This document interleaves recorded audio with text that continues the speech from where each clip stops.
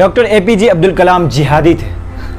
ये हिंदुस्तान ऐसा है, यहाँ पर आप अपनी पूरी ज़िंदगी की कुर्बानी दे दीजिए, आप अपने ख्वाहिश, अपने जज्बात, अपने सपनों की कुर्बानी दे दीजिए, उसके बावजूद आपको रिवार्ड में जिहादी का लक़ब मिलता है। अब्दुल कलाम भारत का राष्ट्रपति बना, लेकिन वो नंबर 1 का जिहादी था। इस देश में क्या कोई नया कलाम बनना चाहेगा?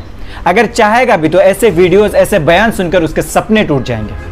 वो ये सोच के घबरा जाएंगे कि इस देश में एक आदमी जो अपनी पूरी लाइफ, पूरी जिंदगी इस देश के लिए दे दिया, उसे ये लोग जिहादी कह रहे हैं, तो हम जैसों का क्या होगा? देश नहीं, स्टेट नहीं, डिस्ट्रिक्ट नहीं, एक छोटे से गांव में अगर कोई मुखिया बन जाए ना, तो उसके पास कार, बिल्डिंग, फ्लैट सब कुछ हो जाता है। लेकिन एपीजे अब्दुल कलाम जैसे शख्सियत जो इंडिया के प्रेसिडेंट रह चुके हैं, उसके इस दुनिया से दरगुजर होने के बाद उसके पास क्या था, ये आप सबको ही जानते हैं। डॉक्टर एपीजे अब्दुल कलाम जैसे शख्सियत जिन्होंने अपनी पूरी जिंदगी इस देश के उन्नति के लिए, इस देश के आने वाली पीढ़ी के लिए कुर्बान कर दिया, निछावर कर दिया, सिर्फ ये सोच के कि आने वाली जनरेशन को एक नई राह मिले, एक नई ऊर्जा की तरफ ले चले इस देश को, इस देश में नहीं इस दुनिया में वो कर सके जो कभी किसी ने नहीं किया है, उन्हें आप ऐसा लक़ब दे रहे हैं, तो एक आम आदमी के लिए आपकी क्या सोच रह गई है? हम ये भूल रहे हैं कि ये वही कलाम है जो इसरो जैसे संस्था में एक अहम भूमिका निभाए।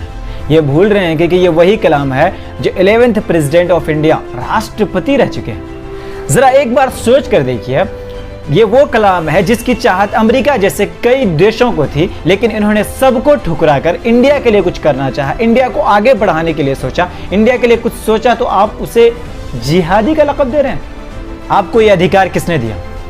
आप एपीजे अब्दुल कलाम जैसे शख्सियत को जिहादी कहने का हक किसने दिया? क्या आपको गूगल चलाने आ गया तो इसका मतलब आप किसी पर भी कुछ भी टिप्पणी कर सकते हैं? मैं आप सबसे पूछता हूं, क्या यह भड़काऊ बयान नहीं है? क्या यह विवादित बयान नहीं है?